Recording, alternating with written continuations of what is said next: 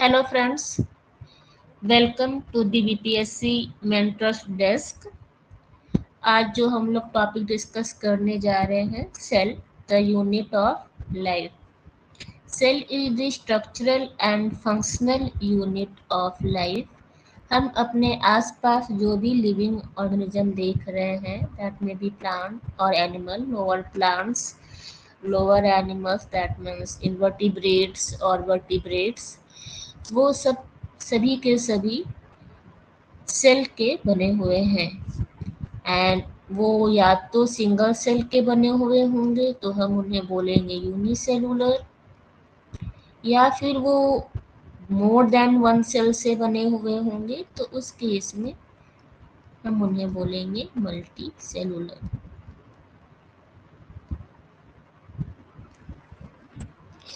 तो हमारे अर्थ पर जितने भी लिविंग ऑर्गेनिज्म हैं उन्हें विटेकर एक साइंटिस्ट थे, उन्होंने 5 किंगडम में सारे लिविंग ऑर्गेनिज्म को डिवाइड किया है। तो जो हमारा फर्स्ट किंगडम है उसे बोलते हैं Monera, second one is protista, third one fungi, fourth Plantae and fifth animalia.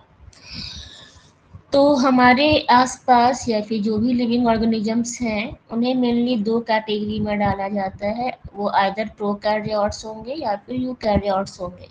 तो जो हमारे ये 5 किंगडम हैं उसमें मोनेरा जो है वो बिलोंग करता है प्रोकैरियोट से। उसके अलावा जो बाकी 4 हमारे किंगडम हैं वो यूकैरियोट से बिलोंग करते हैं। तो यहाँ पर अगर हम एक रिलेटिव साइज कंपेयर करें डिफरेंट सेल का या फिर उसके कंपोनेंट का, तो हम देखते हैं कि यहाँ this is the line from where living organism starts.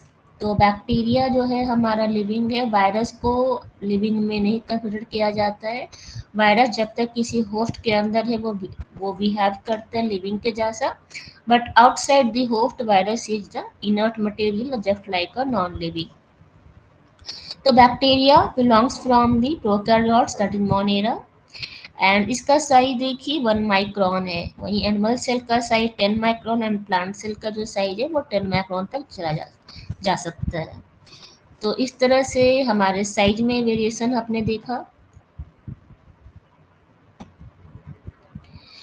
तो सेल जो हमारा है वो हमने पहले बताया आपको, basic structural and functional unit of life. तो डिस्कवरी जो हमारे सेल की हुई थी वो रॉबर्ट हुक साहब ने की थी। उन्होंने डेड कॉक सेल को देखा था। लेकिन जो हमारा फर्स्ट लिविंग सेल है उसे फर्स्ट लिविंग सेल को डिस्क्राइब किया था और देखा था लीवन होक ने। एंड सेल न्यूक्लियस की जो डिस्कवरी है वो रॉबर्ट ब्राउन ने की थी। Now come to the point of cell theory. तो सेल थ्योरी के मेनली 2 पॉइंट से, पहला जितने भी लिविंग ऑर्गेनिज्म हैं वो सेल या सेल के प्रोडक्ट के बने हुए हैं, ठीक है। एंड सेकंड पॉइंट है कि ओमनी, एक बहुत अच्छा फ्रेज है लैटिन में, ओमनी सेलुला ई सेलुला, दैट मीन्स ऑल जितने भी सेल हैं वो अपने प्री एग्जिस्टिंग सेल से अराइज होते हैं। तो जो साइंटिस्ट जिनका कंट्रीब्यूशन रहा हमारी सेल थ्योरी में वो मेनली 3 साइंटिस्ट है। पहले साइंटिस्ट हमारे स्लेडन हैं, ये हमारे बॉटनिस्ट थे। तो इन्होंने प्लांट सेल को डिस्क्राइब किया था और इन्होंने कहा था कि जितने भी प्लांट्स हैं वो सेल के बने हुए हैं। फिर दूसरे जो हमारे साइंटिस्ट थे वो स्वान, ये हमारे जूलॉजिस्ट थे।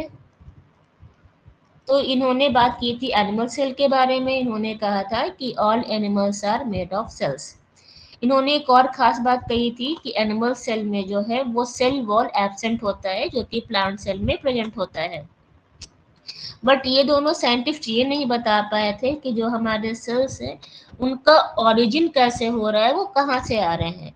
तो एक हमारे तीसरे साइंटिस्ट बाद में आए, रुडोल्फ वर्ची, उन्होंने बताया कि जितने भी सेल हैं वो अपने प्री एग्जिस्टिंग सेल से ही अराइज होते हैं, दैट इज ओमनी सेलुला ई सेलुला, यानी all cells came from the pre existing cells, ठीक है। अब हमने जैसे पहले बात की थी कि जितने भी लिविंग ऑर्गेनिज्म हैं वो बिलोंग्स टू आइदर प्रोकैरियोट और टू यूकैरियोट्स। तो प्रोकैरियोट्स एंड यूकैरियोट्स में जो मेन डिफरेंस है, सबसे बड़ा डिफरेंस ये है कि उसका जो न्यूक्लियस है that is not well defined nucleus, and उसका स्ट्रक्चर काफ़ी सिंपल है, सेल का साइज भी छोटा होता है। बट जहाँ हम बात करते हैं यूकैरियोटिक सेल की, तो यहाँ पर वेल डिफाइंड न्यूक्लियस होता है एंड वहाँ पर मेम्ब्रेन बाउंड ऑर्गेनल्स प्रेजेंट होते हैं। तो यहाँ पर हम एक लुक ले लेते हैं prokaryotic cell and eukaryotic cell का। तो जो सबसे पहला डिफरेंस था कि प्रोकैरियोटिक सेल में वेल डिफाइंड न्यूक्लियस एब्सेंट होता है। तो ये नाम पहले देखिए आप, प्रोकैरियोट, प्रो का मतलब होता है प्रिमिटिव,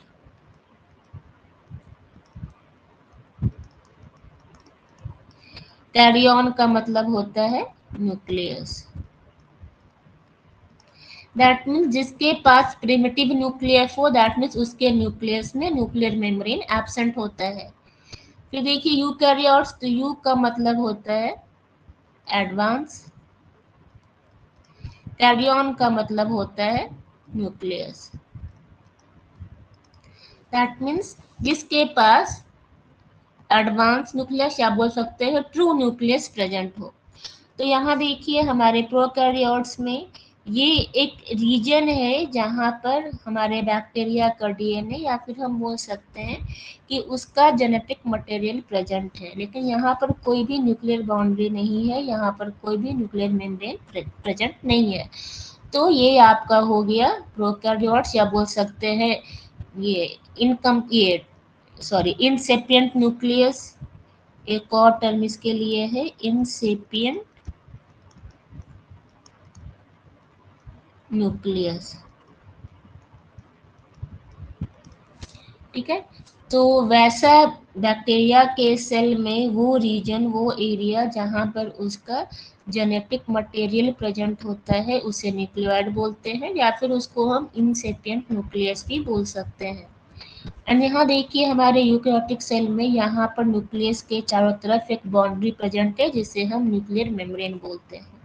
उसके अलावा हमारे यूकैरियोट्स में membrane bound organelles like mitochondria है, फिर उसके बाद पेरोक्सीजोम हो गया, आपका एंडोप्लाज्मिक रेटिकुलम है, क्लोरोप्लास्ट है, लाइसोजोम्स है, तो प्रेजेंट है। लेकिन हाँ, एक खास बात, राइबोजोम जो है इसे बोला जाता है यूनिवर्सल ऑर्गेनेल। ये आपके prokaryotes, eukaryotes, plant cell, animal cell सब जगह मिलेगा।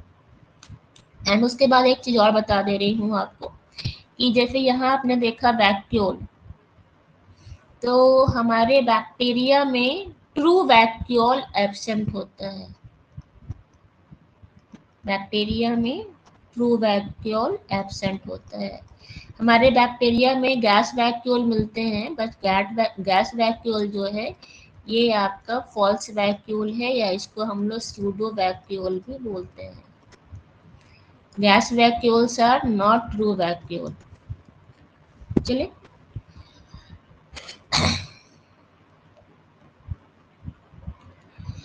अब जो सेल्स हैं वो डिफरेंट सीड के हो सकते हैं, तो अदर प्रोकैरियोट्स हो या फिर यूकैरियोट्स हो, सेल की डिफरेंट मॉर्फोलॉजी हो सकती है। तो पहले यहाँ पर हम देख सकते हैं बैक्टीरियल सेल के डिफरेंट मॉर्फोलॉजी। अगर हमारा बैक्टीरिया राउंड शेप में है तो वहाँ पर टर्म यूज किया जाता है सिंगल के लिए कोकस, मल्टीपल के लिए कोकी। ठीक है, अगर हमारा बैक्टीरिया रॉड शेप में है तो इसे हम बोलेंगे बैसिलस। ठीक है, तो देखिए ये हमारा रॉड शेप बैक्टीरिया है कोकस, दो बैक्टीरिया रॉड शेप में है तो डिप्लो मतलब टू डिप्लोकोकस। उसके बाद अगर वो बंच के फॉर्म में है तो उसको हम लोग बोलेंगे, एक ढेर लगा हुआ है यहाँ पे कोकस बैक्टीरिया का तो बोलेंगे स्टेफाइलोकोकस।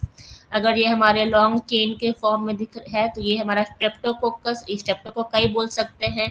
अगर क्यूब के फॉर्म में अरेंज है, दिस इज कॉल्ड क्यूब, इस तरह से, तो इसको बोलेंगे सार्सिनिया। अगर टेट्राड के फॉर्म में है तो टेट्राड कोकस। ठीक है, अब देखिए यहाँ पर कोकस प्लस बैसिलस दोनों मिलाकर है तो इसे हम बोलेंगे कोको बैसिलस। ये बैसिलस हो गया, 2 है तो डिप्लोबैसिलस हो गया, फिर चेन के फॉर्म में है तो स्टेप्टोबैसिलस हो गया। और अगर इस तरह से हमारे क्लोजली अरेंज्ड हैं तो ये दिस इज कॉल्ड पैलिसीड। ठीक है। क्लब रॉड के शेप में भी हो सकता है, विब्रियो मतलब कॉमा शेप में भी हो सकता है हमारा बैक्टीरिया, स्पाइरल शेप में भी हो सकता है, हेलिकल फॉर्म में हो सकता है, स्पाइरोकिट के फॉर्म में हो सकता है, या फिर फिलामेंटस भी हो सकता है। अब यहाँ पे हम देखते हैं different shapes of the eukaryotic bacteria. तो एनिमल सेल के पास सेल वॉल नहीं होता, तो वहाँ पर जो सेल मॉर्फोलॉजी या डिफरेंट शेप्स के सेल होने के चांसेस बहुत ज़्यादा है। लाइक आरबीसी जो है वो आपका स्फेरिकल होता है, मसल सेल्स जो हैं आपके वो स्पिंडल शेप में होते हैं, नर्व सेल आपका एलोंगेटेड फॉर्म में होता है। अगर आप बात करोगे डब्ल्यूबीसी सेल की तो ये आपका एमीबॉइड फॉर्म में होता है इस तरह से।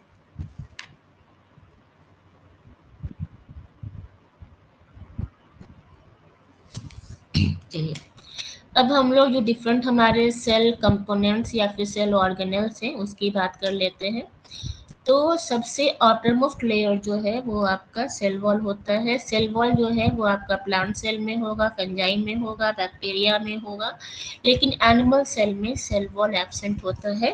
This is the most important point. But जब बात कर रहे हैं यहाँ पर हम बैक्टीरिया की, तो बैक्टीरिया में हमारा एक टर्म आता है सेल इन्वेलप। बैक्टीरिया में सेल इन्वेलप होता है। इस इन्वेलप में 3 लेयर होते हैं। The outer most layer is called glycocalyx. उसके अंदर हमारा होगा सेल वॉल, एंड जो आपका इनर मोस्ट लेयर है वो आपका होगा सेल मेम्ब्रेन। तो बात कर लेते हैं ग्लाइकोकैलिक्स की। ग्लाइकोकैलिक्स जो है ये नाम से ही देखिए, ग्लाइको मतलब शुगर, कैलिक्स मतलब कोटिंग, दैट मीन्स कि ये आपका होता है शुगर की कोटिंग।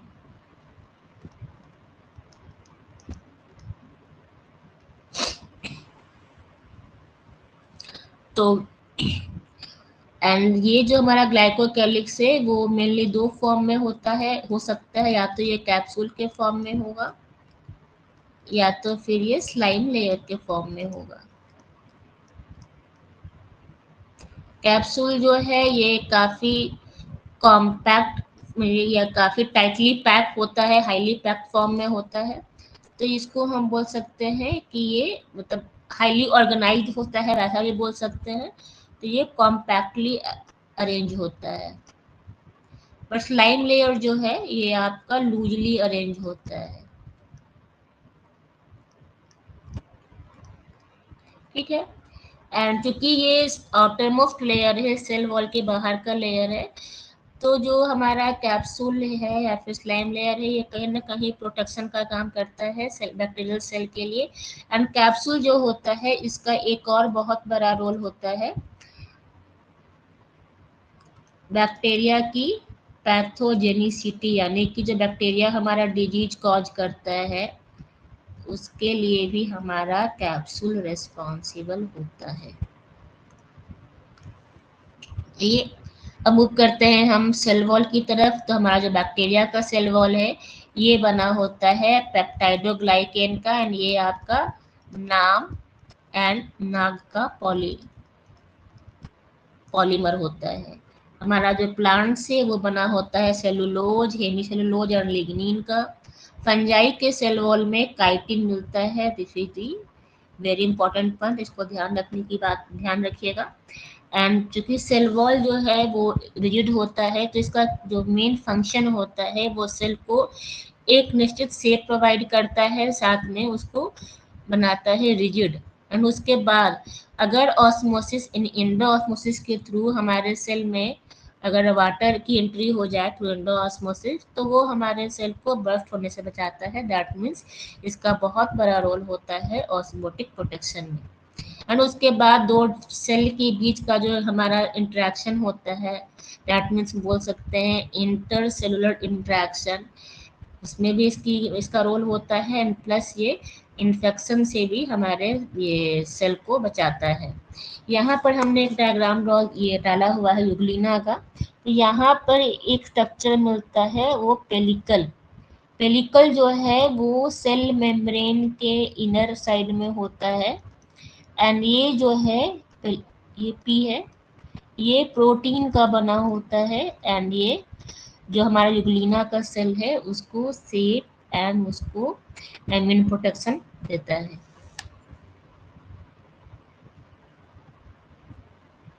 ये लेफ्ट हम बात कर लेते हैं प्लाज्मा मेम्ब्रेन की। तो यहाँ पे आपको कुछ खास बात ध्यान देना है कि ये जो हमारा प्लाज्मा मेम्ब्रेन होता है, तो आपके सेल में जो मेम्ब्रेन है that is the cell membrane. And उसके अलावा जो भी हमारे सेल ऑर्गेनेल है लाइक माइटोकॉन्ड्रिया हो गया, तो इसका जो आउटर बाउंड्री है वो भी आपका मेम्ब्रेन है। या फिर जो हमारा क्लोरोप्लास्ट हो गया, हमारा पेरोक्सीजोम हो गया, एंडोप्लाज्मिक रेटिकुलम हो गया, तो इनका जो हमारा मेम्ब्रेन है उन सबको हम ओवरऑल बोलते हैं प्लाज्मा मेम्ब्रेन। तो ये जो हमारा प्लाज्मा मेम्ब्रेन होता है, ये आपका होता है selectively permeable, selectively permeable and reseal कर। अगर आप कहीं से सेल मेम्ब्रेन को आप एक निडल से पंचर कर दोगे तो वो फिर अपने आप से खुद को वो रीसील कर लेगा, क्योंकि जो हमारा प्लाज्मा मेम्ब्रेन है वो डायनेमिक इन नेचर, डायनेमिक भी होता है। ये कुछ खास टर्म्स हैं जो आपको ध्यान रखना चाहिए, ठीक है, सेल मेम्ब्रेन के बारे में। अब बात कर लेते हैं इसके स्ट्रक्चर की। तो सिंगर और निकोलसन दो साइंटिस्ट थे, इन्होंने इसके लिए जो मॉडल दिया था वो था हमारा फ्लूइड मोज़ेक मॉडल 1972 में। तो इस मॉडल के अकॉर्डिंग क्या होता है, प्रोटीन आइसबर्ग्स, यहाँ देखो ये जो प्रोटीन है, ठीक है, ये आइसबर्ग्स है और floating in the sea of the phospholipid. देखिए पहली बात ध्यान देना है, जो हमारा सेल मेम्ब्रेन है वो बना होता है फॉस्फोलिपिड बाइलेयर का। जो सेल मेम्ब्रेन है वो आपका बना होता है फॉस्फोलिपिड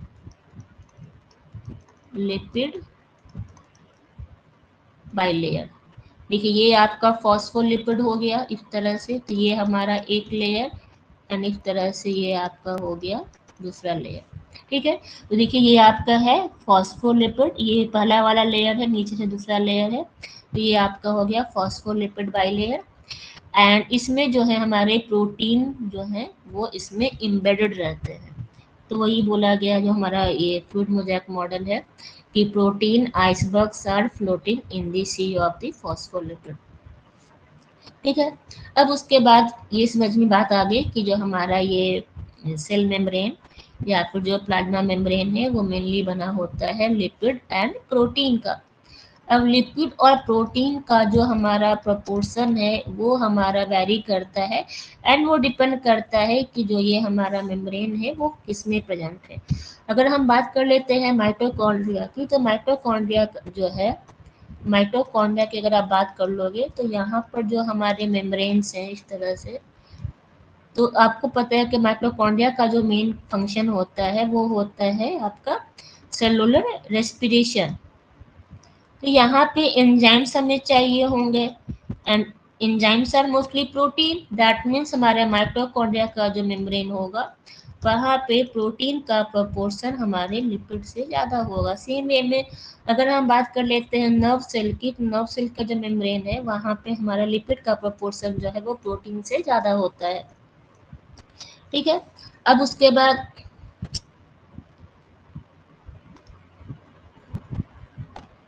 हम बात कर रहे हैं हाँ सेल मेम्ब्रेन की। तो ये हमने एक टर्म बोला है आपको कि ये जो हमारा सेल मेम्ब्रेन होता है वो सेलेक्टिवली परमिएबल, दैट मीन चूंकि ये हमारा फॉस्फोलिपिड का बना होता है तो ये जो हमारा पोर्शन है ये पोलर है, बट ये जो हमारा पार्ट हो गया ये पोलर है, ये पोलर है, बट ये जो हमारा पार्ट है ये हमारा नॉन पोलर है। तो यहाँ से कोई भी पोलर मॉलिक्यूल जो है वो पास नहीं हो सकता। इवन हमारा जो पोलर, ये नॉन पोलर मॉलिक्यूल अगर साइज में बड़ा है तो वो भी यहाँ से पास नहीं हो सकता। तो यहाँ पे आपको ध्यान देना है कि इलेक्टिवली परमिएबल मीन्स कि यहाँ पर सिर्फ और सिर्फ जो आपके स्मॉल नॉन पोलर मॉलिक्यूल्स है सिर्फ वही यहाँ से पास हो सकते हैं। ठीक है, अब उसके बाद हम लोग बात कर लेते हैं फंक्शन की। तो हमारा जो सेल मेम्ब्रेन है उसका मेन फंक्शन होता है ट्रांसपोर्ट में। ठीक है, तो ट्रांसपोर्ट जो है किसी भी मॉलिक्यूल का वो हो सकता है bye means of three way, mainly three way. First one is passive transport, that means simple जो आपके कार्बन डाइऑक्साइड है या फिर ऑक्सीजन है वो सिंपल आपका यहाँ पर पैसिवली डिफ्यूजन के थ्रू पास हो सकता है। बट जो हमारे लार्ज नॉन पोलर मॉलिक्यूल्स है वहाँ पर इनको क्रॉस करने के लिए हमें प्रोटीन का जो है प्रोटीन कैरियर चाहिए होता है। तो उस केस में टर्म दिया जाता है फैसिलिटेटेड डिफ्यूजन। दैट मीन्स यहाँ पर जो हमारा ट्रांसपोर्ट होगा नॉन पोलर लार्ज मॉलिक्यूल का वो आपका थ्रू कैरियर प्रोटीन्स होगा। और अगर एटीपी की रिक्वायरमेंट हो गई हमारे ये ट्रांसपोर्ट में थ्रू दी प्रोटीन कैरियर और चैनल, तो उसे बोला जाता है एक्टिव ट्रांसपोर्ट। ये चैनल के थ्रू जब भी ट्रांसपोर्ट होगा तो ये सिर्फ हमारा पैसिव होता है, आयन चैनल्स में कभी भी आपका एक्टिव ट्रांसपोर्ट नहीं होता है। मतलब ये छोटी सी चीज़ें पर ध्यान रख सकते हैं इसको आप लोग। एंड उसके बाद आई थिंक और तो कुछ नहीं बचा इस पॉइंट में। ट्रांसपोर्ट बता दिया, कंपोजिशन बता दिया। हाँ, हमारा ये कोलेस्ट्रॉल जो होता है वो सेल मेम्ब्रेन की फ्लूइडिटी को मेंटेन करने में इसका बहुत बड़ा रोल होता है। एंड कोलेस्ट्रॉल जो है वो बैक्टीरिया के सेल मेम्ब्रेन में एब्सेंट होता है। कोलेस्ट्रॉल जो है वो absent in prokaryotes, that means की बैक्टीरियल सेल मेम्ब्रेन।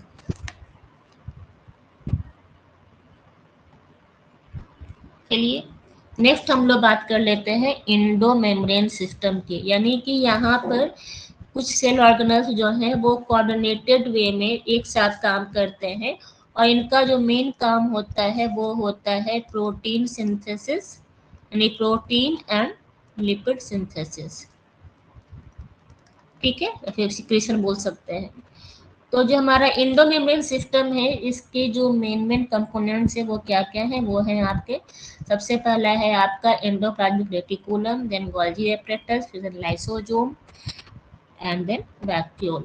तो इसमें जो है किस तरह से हमारा प्रोटीन जो है वो सिंथेसाइज हो रहा है एंड फिर हमारे प्रोटीन का ट्रांसलोकेशन यानी ये प्रोटीन की ट्रैफिकिंग हो रही है, यानी कि उसका जो टारगेट पॉइंट है वहाँ तक हमारा प्रोटीन जा रहा है, उसमें जो जो हमारे ऑर्गेनल्स इन्वॉल्व्ड हैं उन्हें हम एक साथ बोलते हैं इंडो मेम्ब्रेन सिस्टम।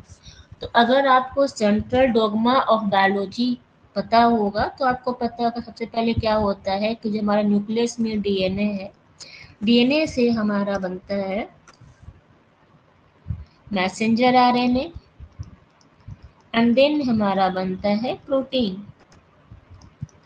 तो ये जो हमारा डीएनए से आरएनए बना ये तो हमारा न्यूक्लियस में बना, फिर यहाँ से जो हमारा मैसेंजर आरएनए है वो हमारा निकल कर आ जाता है साइटोप्लाज्म में एंड फिर यहाँ पर हमारा प्रोटीन बनता है। तो हमारे न्यूक्लियस से ही देखिए यहाँ पे आपका अटैच हो रखा है एंडोप्लाज्मिक रेटिकुलम। ठीक है, अगर इसमें राइबोसोम्स अटैच है तो इसको बोला जाता है रफ एंडोप्लाज्मिक रेटिकुलम, और अगर इसमें राइबोसोम अटैच नहीं है तो उसको हम लोग बोलते हैं स्मूथ एंडोप्लाज्मिक रेटिकुलम।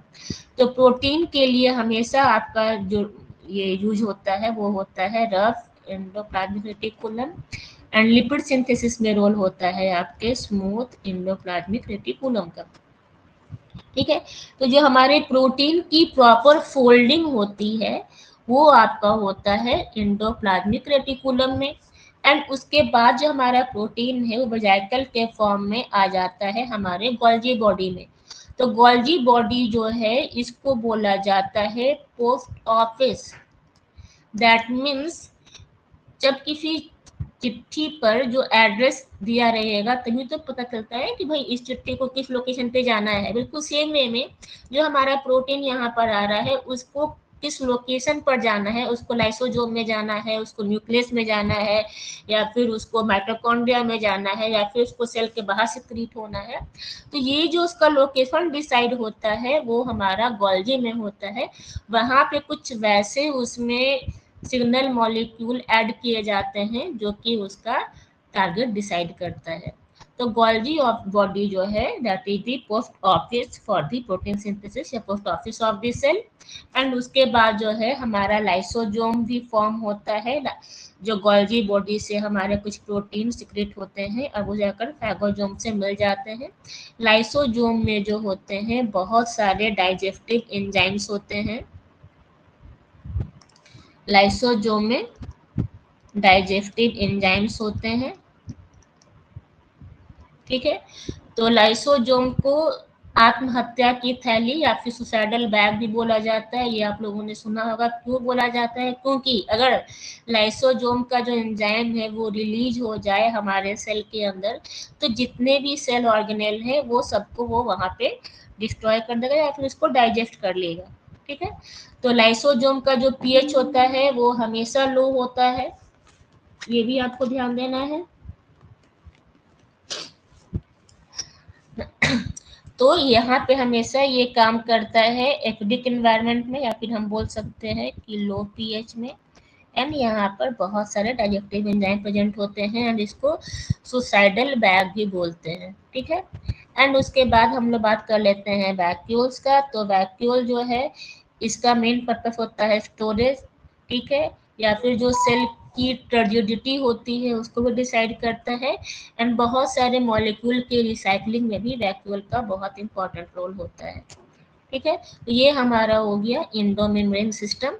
तो कहाँ पर क्या फंक्शन हो रहा है ये समझ में आ गया। हमारा जो हमारा एंडोप्लाज्मिक रेटिकुलम है, अगर रफ की बात करें तो वहाँ पे हमारा प्रोटीन सिंथेसाइज होता है। स्मूथ की बात करेंगे तो वहाँ पे हमारा लिपिड सिंथेसाइज होता है एंड साथ में वहाँ पर डिटॉक्सिफिकेशन भी होता है। एंड उसके बाद जो गोल्गी अपरेटस है वहाँ पे हमारा पैकेजिंग होता है, यानी कि हमारे जो प्रोटीन का टारगेट है वो डिसाइड होता है, प्रोटीन या फिर हमारे लिपिड का।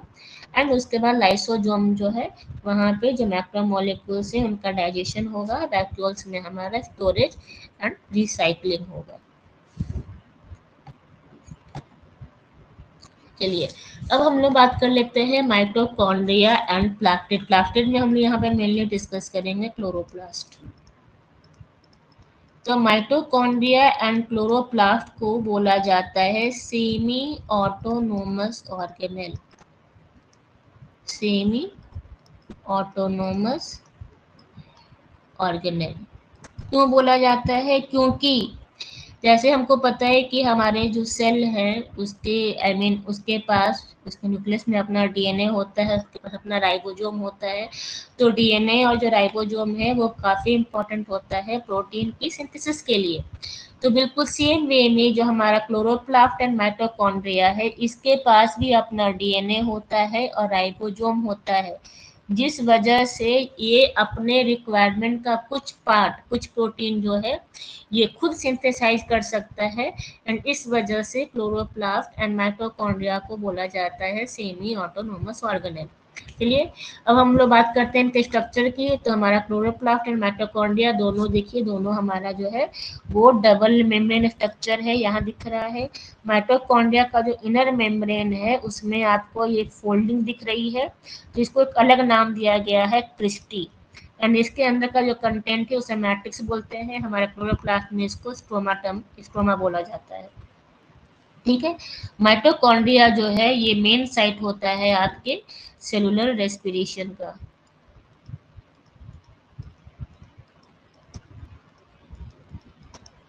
ठीक है। तो यहाँ पर जो क्योंकि जो हम अगर बात करते हैं रेस्पिरेशन का तो यहाँ पे उसके 3 फेज होते हैं। फर्स्ट वन जो है वो ग्लाइकोलाइसिस जो आपका होता है सेल के साइटोप्लाज्म में।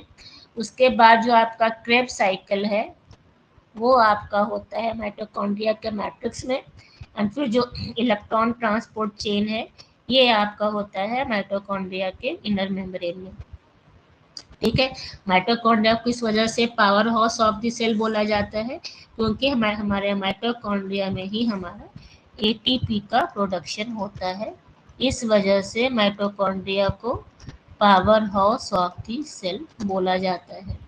ठीक है, तो हमारे माइटोकॉन्ड्रिया में देख सकते हैं कि डीएनए भी है, राइबोसोम भी है। ठीक है, एंड यहाँ पर इसको इस वजह से सेमी ऑटोनोमस ऑर्गेनेल बोला जाता है। नेक्स्ट हम लोग बात कर लेते हैं प्लास्टिड की, जो कि सिर्फ और सिर्फ प्लांट सेल में मिलता है। ये 3 तरह का होता है। पहला है क्लोरोप्लास्ट, जो कि ग्रीन होता है because of the presence of the chlorophyll. And यहाँ पर जो आपका सबसे इम्पोर्टेंट प्रोसेस जो है फोटोसिंथेसिस, ये आपका होता है क्लोरोप्लास्ट में। क्रोमोप्लास्ट जो है वो प्लांट में जो भी आपको कलर पिगमेंट मिल रहा है अदर देन ग्रीन, लाइक जो कलर है हमारे फ्रूट का, एप्पल जो आपका रेड हो रहा है, जो ब्रिंजल है आपका पर्पल कलर का है, तो वो सब के लिए जो है आपका क्रोमोप्लास्ट रिस्पॉन्सिबल होता है। ल्यूकोप्लास्ट जो है यहाँ पे कोई कलर नहीं होता, ये कलरलेस होता है। ये प्लांट के रूट्स में मिलेगा एंड इसका मेन पर्पस होता है storage starch, protein and oil का। ठीक है, ये हमारा हो गया माइटोकॉन्ड्रिया एंड प्लास्टिड्स। चलिए अब हम लोग बात कर लेते हैं राइबोसोम्स। जैसा हमने पहले बताया था कि राइबोसोम्स को बोला जाता है यूनिवर्सल ऑर्गेनेल, क्योंकि ये प्रोकैरियोट हो या फिर यूकैरियोट्स हो, प्लांट सेल हो, एनिमल सेल हो, सब में मिलता है। ठीक है, राइबोसोम जो है वो, ये जो साइंटिस्ट ने इसकी डिस्कवरी की थी वो थे हमारे जॉर्ज पैलेट। ठीक है, एंड राइबोसोम जो है वो बना हुआ होता है 2 सब यूनिट का। First one is the larger सब unit and second one is the smaller सब यूनिट। राइबोसोम सॉरी राइबोसोम दो तरह के होते हैं। एक होते हैं 70F जो आपको मिलेगा ये प्रोकैरियोट्स में, माइटोकॉन्ड्रिया एंड क्लोरोप्लास्ट में, and second one is the 80S जो आपको मिलता है यूकैरियोट्स में।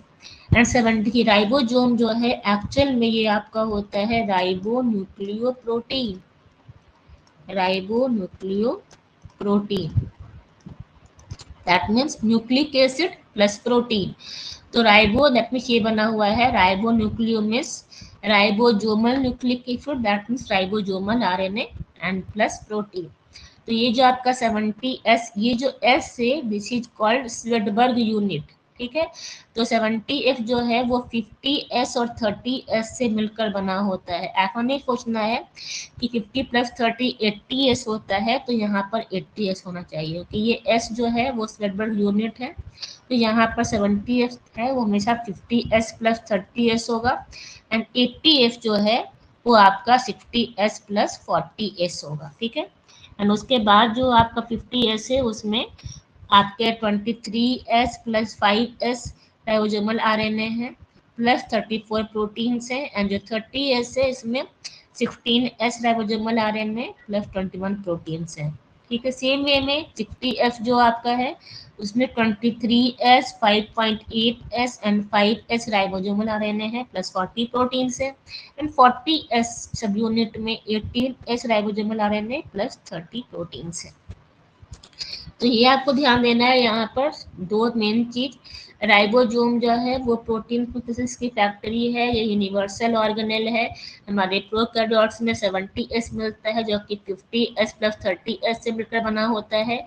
सेम वे में हमारे माइटोकॉन्ड्रिया एंड क्लोरोप्लास्ट में भी 70S मिलता है जो 50S प्लस 30S से मिलकर बना होता है। हमारे यूकैरियोट्स में 80S राइबोसोम मिलता है जो कि 60S प्लस 40S से मिलकर बना होता है। उसके अलावा जो हमारे सेल हैं उसमें कुछ माइक्रोबॉडीज भी मिलते हैं, जैसे पैराक्सीसोम जो कि इसका मेन काम होता है फैटी एसिड ऑक्सीडेशन, जिसको बोलते हैं beta oxidation plus lipid biosynthesis. Glycosome जो है वो आपको सीड में फैट मेटाबॉलिज्म के लिए रिस्पॉन्सिबल होता है, एंड इनका जो लोकेशन है वो हमेशा एंडोप्लाज्मिक रेटिकुलम के आसपास होगा।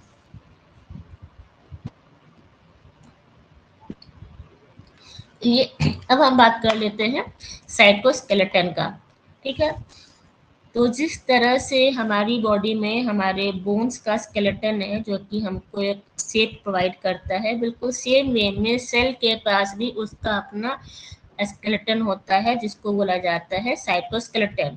एंड यहाँ पर मेनली 3 प्रोटीन जो हैं वो हमारे जो सेल के स्केलेटन है या फिर साइटोस्केलेटन है उसका फॉर्मेशन करते हैं। तो जो 3 प्रोटीन है वो है, पहला है आपका microtubule protein, second one is the your macrofilament, ठीक है, जिसको बोला जाता है actin filaments, and third one is the intermediate filament, ठीक है। इसका फंक्शन क्या है, हमारे सेल को शेप प्रोवाइड करना। उसके बाद फिर सेल डिवीजन में बहुत बड़ा रोल होता है हमारे साइटोस्केलेटन का। एंड प्लस जब ट्रांसपोर्ट की बात आती है तो वहाँ पर भी जो है हमारा जो साइटोस्केलेटन है इसका रोल होता है, ठीक है। जब भी ट्रांसपोर्ट की बात करेंगे तो जो जो कनेक्शन होगा या फिर उसमें जो पोर्स फॉर्म होते हैं हमारे सेल मेम्ब्रेन में, उसमें हमारा साइटोस्केलेटन का रोल होता है, ठीक है। अब उसके बाद हम बात कर लेते हैं सीलिया एंड फ्लैजेला। पहले बात कर लेते हैं फ्लैजेला की। फ्लैजेला जो है वो हमारे बैक्टीरिया में भी मिलता है एंड हमारे यूकेरियोटिक सेल में भी मिलता है। डिफरेंस ये है कि जो हमारे बैक्टीरिया का फ्लैजेला होगा, दोनों का फंक्शन बिल्कुल सेम है, बट इनका जो स्ट्रक्चर है उसमें डिफरेंस है। जो हमारा बैक्टीरिया का फ्लैजेला है ये बना होता है फ्लैजेलिन प्रोटीन का, बट जो हमारे यूकेरियोट्स के फ्लैजेला हैं वो बने होते हैं माइक्रोट्यूब्यूल के, ठीक है। अब देखिए जो हमारा प्रेजेंस है हम ये फ्लैजेला का बैक्टीरिया में, वो कई तरह से हो सकता है। या तो हमारा बैक्टीरिया में फ्लैजेला होगा ही नहीं तो उसको बोला जाएगा एट्राइकस। अगर एक सिरे पर है तो मोनोट्राइकस, एक सिरे पे बंच के फॉर्म में है तो लोफोट्राइकस, अगर दोनों पोल पर है तो एम्फीट्राइकस, ठीक है। और अगर ऑल ओवर द सरफेस है तो उसे बोला जाएगा पेरिट्राइकस, ठीक है। उसके बाद हम लोग बात कर लेते हैं मूवमेंट की। तो मूवमेंट पता है कि सीलिया जो हमेशा हो, सीलिया जो है वो आपका रहेगा बहुत सारा शॉर्ट शॉर्ट रहता है, ठीक है। एंड इनका जो फंक्शन होगा वो रिदमिक स्टाइल में ये आगे बढ़ते हैं सीलिया की हेल्प से। पैरामीशियम में आपने पढ़ा होगा, ठीक है। एंड सीलिया का नंबर हमेशा काफ़ी ज़्यादा होता है फ्लैजेला के नंबर से, ठीक है। इनका फंक्शन क्या होता है, वही मतलब कि ये मूवमेंट में हेल्प करते हैं या फिर उनके आसपास जो पार्टिकल है उसको वहाँ से हटाने में भी हेल्प इनका रोल होता है। इसके बाद अगर हम बात करते हैं हमारे बैक्टीरिया में, तो वहाँ पर एक स्ट्रक्चर और मिलता है जिसको बोला जाता है पिली या फिर फिम्ब्री, ठीक है। इनका जो रोल होता है वो बैक्टीरिया को जब भी कहीं कुछ पकड़ के रखना हो किसी सरफेस को, तो एंकरेज में ये हेल्प करता है, ठीक है। उसके बाद एक और प्रोसेस होता है बैक्टीरिया में जिसको बोलते हैं कॉन्जुगेशन। तो कॉन्जुगेशन में भी जो पिली है उसको सेक्स पिली बोलते हैं, वो दो सेल के बीच में इस तरह से कॉन्जुगेशन ट्यूब बनाता है। चलिए नेक्स्ट मूव करते हैं। अच्छा एक चीज़ मैं और बता दे रही हूँ कि जो हमारे सेल्स होते हैं उसमें कुछ स्टोरेज ग्रैन्यूल्स भी होते हैं, आइदर हमारा प्रोकैरियोट्स हो या फिर यूकैरियोट्स हो। तो हमारे प्रोकैरियोट्स में लाइक ग्लाइकोजन ग्रैन्यूल्स होगा, साइनोफाइसिन ग्रैन्यूल्स होगा, ठीक है। सेम वे में हमारे यूकैरियोट्स में भी होते हैं ये स्टोरेज ग्रैन्यूल्स, लेकिन जो हमारा प्रोकैरियोट्स है उसमें मेम्ब्रेन बाउंड ग्रैन्यूल्स नहीं होंगे। एंड हमारे यूकैरियोट्स में जो है मेम्ब्रेन बाउंड भी हो सकते हैं या फिर मेम्ब्रेन लेस भी हो सकते हैं स्टोरेज ग्रैन्यूल्स।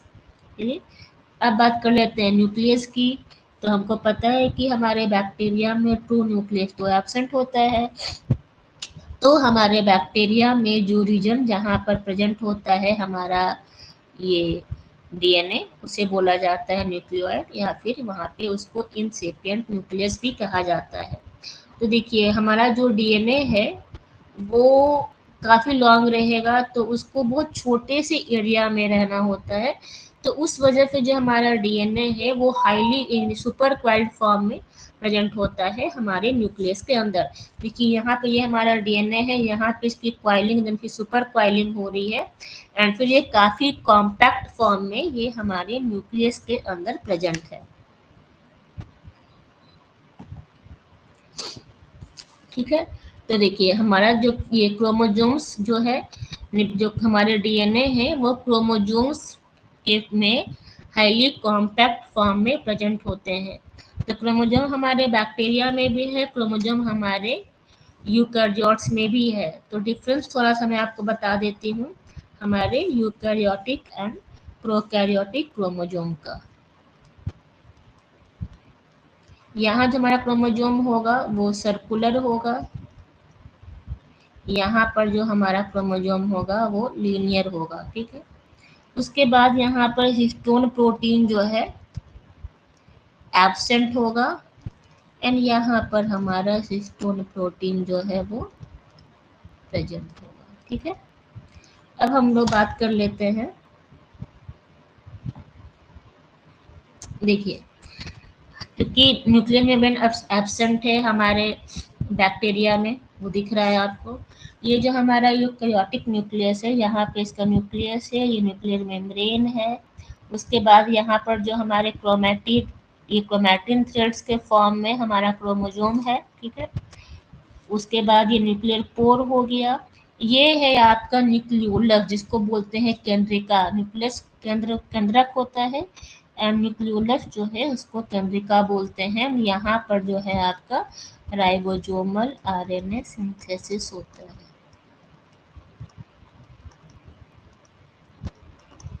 ठीक है।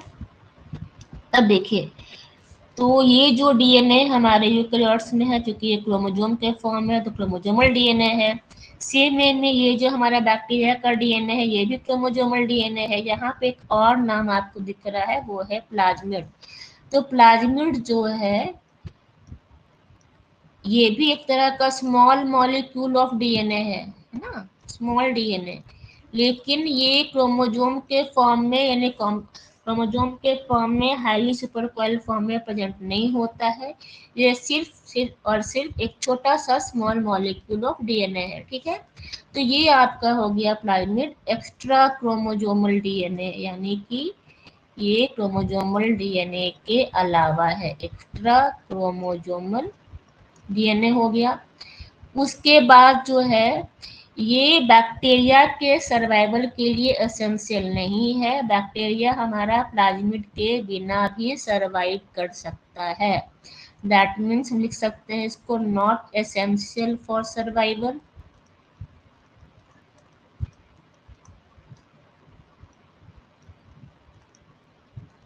ठीक है। उसके अलावा ये आपको खुद से अपनी कॉपी बना सकता है, तो ये हो गया आपका सेल्फ रेप्लिकेटिंग, या फिर ऑटोनोमस भी बोलते हैं। एंड उसके अलावा आप लिख सकते हैं कि ये आपका डबल स्टैंडर्ड सर्कुलर डीएनए। ठीक है। तो ये हमारा हो गया प्लाज्मिड प्लस हमारा हो गया बैक्टीरियल डीएनए। ठीक है। उसके बाद हमारा जो ह्यूमन बीइंग है उसमें 46 क्रोमोजोम्स होते हैं, जिसमें 22 जो है वो आपके ऑटोजोम्स हैं, प्लस जो एक आपका पेयर होता है वो है आपका 6 क्रोमोजोम। ठीक है। एंड जो डीएनए है उसका बहुत बड़ा रोल होता है जीन एक्सप्रेशन में एंड हेरिडिटी में।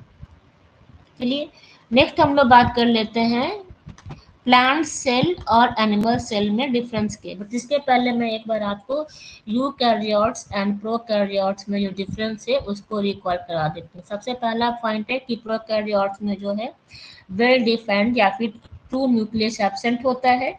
सेकंड पॉइंट ये है कि प्रोकैरियोट्स में मेम्ब्रेन बाउंड ऑर्गेनेल्स जो हैं वो आपके एब्सेंट होते हैं। तीसरा पॉइंट है कि जो राइबोसोम होता है वो हमारे प्रोकैरियोट्स में 70S होता है एंड यूकैरियोट्स में 80S होता है। एंड फोर्थ पॉइंट है कि हमारे प्रोकैरियोट्स में ट्रू वैक्यूल जो है वो एब्सेंट होता है। गैस वैक्यूल मिलते हैं, but gas vacuoles are pseudo vacuole या फिर फॉल्स वैक्यूल्स। ठीक है। अब चलिए अब हम लोग बात करते हैं प्लांट सेल और एनिमल सेल में डिफरेंसेस की। तो सबसे जो फर्स्ट डिफरेंस है, हमारे प्लांट सेल में सेल वॉल मिलता है जो कि एनिमल सेल में एब्सेंट होता है। सेकंड है हमारे प्लांट सेल में क्लोरोप्लास्ट होता है जो कि एनिमल सेल में एब्सेंट होता है। थर्ड डिफरेंस है कि हमारे प्लांट सेल में एक सेंट्रल लार्ज वैक्यूल होता है, हमारे एनिमल सेल में या तो वैक्यूल एब्सेंट रहेगा या बहुत सारे स्मॉल वैक्यूल प्रेजेंट रहेंगे, ठीक है। एंड उसके अलावा जो लास्ट डिफरेंस है वो ये है कि हमारे एनिमल सेल में सेंट्रियोल मिलता है। सेंट्रियोल जो होता है इसका मेन रोल होता है सेल डिवीजन में, ठीक है। सेंट्रियोल बना हुआ होता है दो परपेंडिकुलर सेंट्रोजोम का।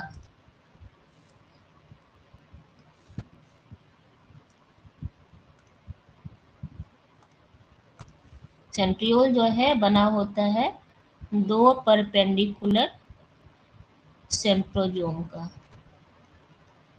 ठीक है। तो ये हमारे कुछ डिफरेंसेस हो गए हमारे प्लांट सेल और एनिमल सेल में।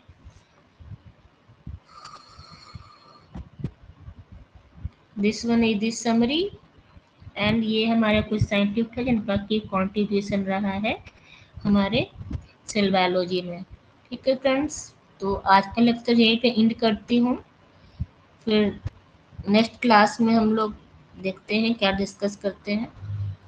चलिए, तब तक के लिए